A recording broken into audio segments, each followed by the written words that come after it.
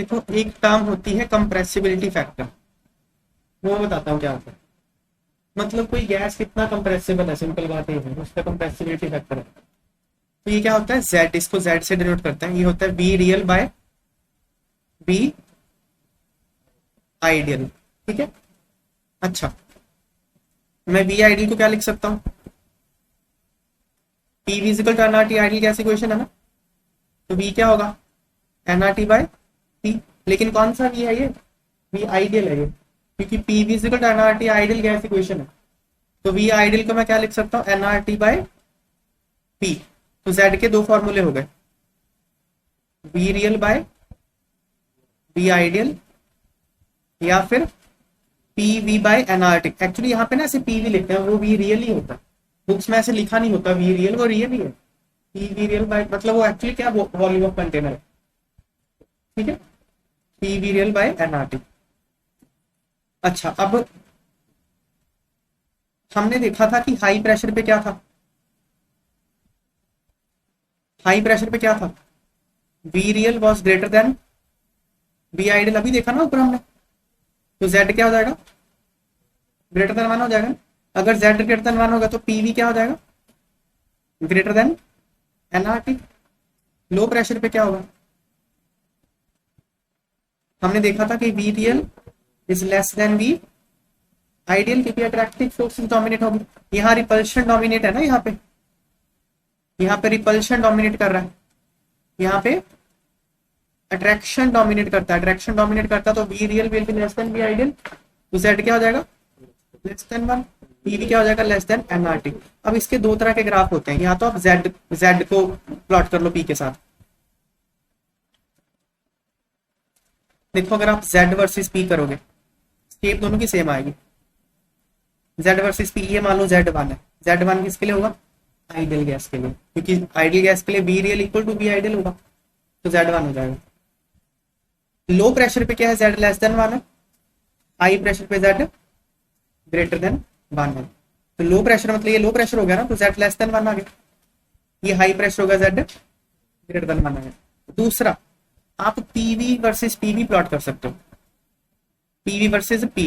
ये value NRT है, ये स्टूडेंट गलती कर देते हैं, इसको वन लिख देता है, अरे ये एनआरटी है, वन थोड़ी है। ठीक है ना, पीवी को एनआरटी से कंपेयर किया। तो अगर तो लो प्रेशर है, लो प्रेशर पे क्या होगा, पीवी लेस देन एनआरटी है, तो नीचे से जाएगा ग्राफ, नहीं हाई प्रेशर पे पीवी ग्रेटर देन एन, तो ऐसे जाएगा ग्राफ, ऐसे होता है। तो चाहे आप पीवी वर्सेस पी प्लॉट कर लो, चाहे जेड वर्सेस पी प्लॉट कर लो, शेप दोनों की सेम आती है। क्लियर है बात। यहाँ पे हमको क्या दिया हुआ है, पीवी वर्सेस पी ग्राफ दिया हुआ है for different gases, it is for different gases. तो क्वेश्चन पढ़ते हैं,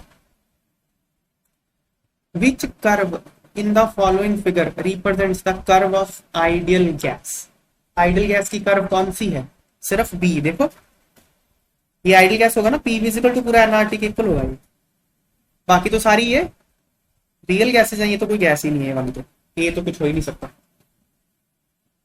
तो आ गया ना बी आंसर, स्ट्रेट लाइन जाएगी ऐसे, पी विजिकल टू एनआरटी रहेगा आइडियल गैस के लिए। क्लियर है, मतलब PV versus P is constant for ideal gas. Boyle's law तो ही फॉलो करेगा। अगला, compressibility factor of a gas is PV by nRT. What is value of Z for ideal gas? बताओ, ideal gas के लिए Z क्या होगा, ideal gas के लिए PV is equal to nRT होता है, तो Z क्या होगा, 1 होगा। चलो, for real gas what will be effect on value of Z above boils temperature. अब ये मैंने बताया नहीं आपको क्या होता है बॉयल्स टेम्परेचर। ये पता क्या होता है बॉयल्स टेम्परेचर, ये एक ऐसा टेम्परेचर होता है जिसमें रियल गैस आइडियल गैस की तरह बिहेव करती है over A considerable range of pressure at low pressure. ये मैं फिर से बताता हूं, देखो यहां प्लॉट करके समझाता हूं। मान लो मैं Z versus P graph plot कर रहा हूं, ये Z1 आइडियल गैस हो गई, ये मान लो एक ग्राफ आ गया ऐसे, किसी गैस का ग्राफ मान लो से N2 कुछ भी नाइट्रोजन मान लो, उसका ग्राफ ऐसे आ गया। अगर मैं टेम्परेचर बढ़ाता हूं तो जो रियल गैस है वो आइडियल गैस की तरफ जाने लगती है, क्योंकि टेम्परेचर बढ़ाऊंगा तो उसमें इंटरमॉलिक्यूलर फोर्स ऑफ अट्रैक्शन कम होगा, तो रियल गैस आइडियल गैस की तरफ बिहेव करने लगती है। तो ग्राफ थोड़ा सा ऐसे फ्लैट फ्लैट सा होने लगता है। देखो z की वैल्यू 1 के ज्यादा क्लोज आ गई ना, यहाँ पे केस नंबर 1 और केस नंबर 2, केस नंबर 2 में z की वैल्यू 1 के ज्यादा क्लोज है नहीं, और z जितना 1 के ज्यादा क्लोज होगा गैस उतनी आइडियल की तरफ ज्यादा रहेगी। तो ये मैंने टेम्परेचर बढ़ा दिया तो ऐसे हो गया। अगर मैं और बढ़ाता हूं ना टेम्परेचर तो ऐसे होगा, ऐसे जाएगा ग्राफ। समझ में आ रही है बात? मतलब यहाँ बढ़ाने पे ऐसे ऐसे हो रहा है ना, ये यहाँ पे तो पूरा 1 ही था इस रेंज में, तो अगर और बढ़ाऊंगा तो फिर ऊपर से चला जाएगा ग्राफ। कोई ना कोई सिचुएशन तो ऐसे आएगी ना जब ग्राफ 1 के अलोंग होता हुआ ऊपर जाएगा। ऊपर तो जाना ही है उसने, ऊपर तो जाना ही है, लेकिन कोई ना कोई टेम्परेचर तो ऐसा आएगा। ये टेम्परेचर बदल रहा हूं ना मैं, this is T1, T2, T3, T4, I am increasing the temperature.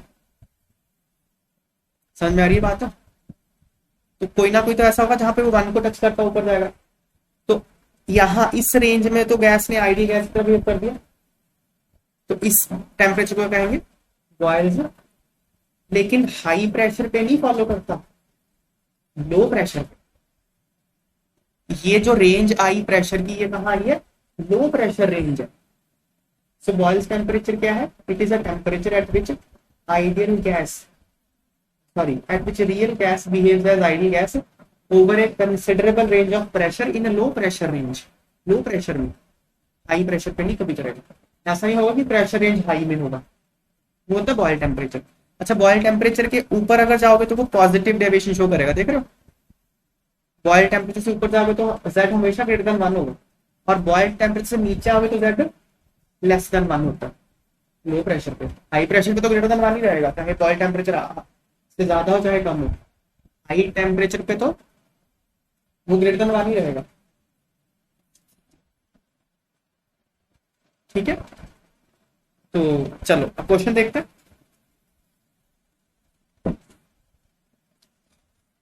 For real gases, what will be effect on value of Z above boil temperature?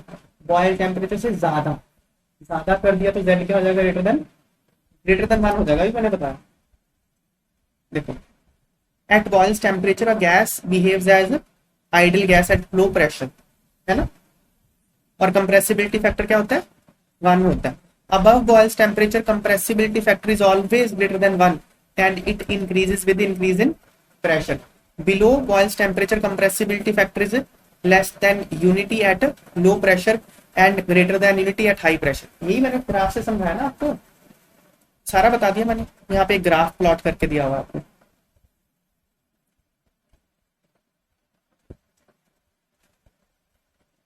ये देखो यहाँ पे ग्राफ दिखाया हुआ वैल्यूज के साथ। देखो ये कितना क्लियर एक्सप्लेनेशन दी हुई है यहाँ पे। बार, ये प्रेशर दिया बार में 0, 50, 100, है ना? हाई प्रेशर में आ जाओ, 300 is a very high pressure. इसमें तो Z क्या है? ग्रेटर देन 1 है। टेम्परेचर जो मर्जी हो, प्रेशर बहुत हाई किया अगर आपने तो क्या हो जाएगा? हाँ, Z तो 1 से ग्रेटर ही रहेगा। लो प्रेशर में आ जाओ, देखो ये लो प्रेशर में मतलब यहाँ आ जाओ, इस रेंज में आ जाओ। इस रेंज में अगर तो टेम्परेचर कम है, 220 केल्विन है, ये ब्लू वाली लाइन 220 केल्विन को रिप्रेजेंट करती है। तो अगर 220 केल्विन है तो Z क्या है? Less than 1।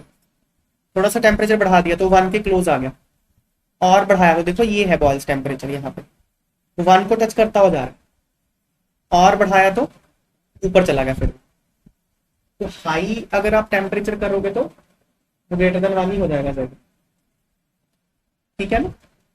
और यही बात है सर। अगला, तो Z इक्वल टू 1 कब होगा? प्रेशर लो होना चाहिए, टेम्परेचर बॉयल टेम्परेचर के इक्वल होना चाहिए। ग्रेटर देन 1 किस किस केस में होगा? या तो प्रेशर बहुत हाई कर दिया या आपने टेम्परेचर बहुत हाई कर दिया। ठीक है, अगला, at constant temperature, assertion reason है भाई। देखो, at constant temperature PV versus P plot for a real gas is not a straight line. सही है बात है, स्ट्रेट लाइन नहीं होता। पी वर्सेस पी क्या होता है, ऐसे होता है, स्ट्रेट लाइन तो नहीं है। तो असर्शन क्या है, करेक्ट है। Reason, at high pressure all gases have Z greater than 1। Yes, high pressure पे Z ग्रेटर देन 1 है, इंटरमीडिएट प्रेशर पे Z मतलब यहाँ पे इंटरमीडिएट पे लेस देन 1 है। यस सही है, एक्सप्लेनेशन भी इसकी सही है, क्योंकि Z1 होता, अगर Z1 होता तब तो स्ट्रेट लाइन आती, Z1 है ही नहीं तो स्ट्रेट लाइन कहां से आ जाएगी। ठीक है, तो reason is correct explanation of assertion.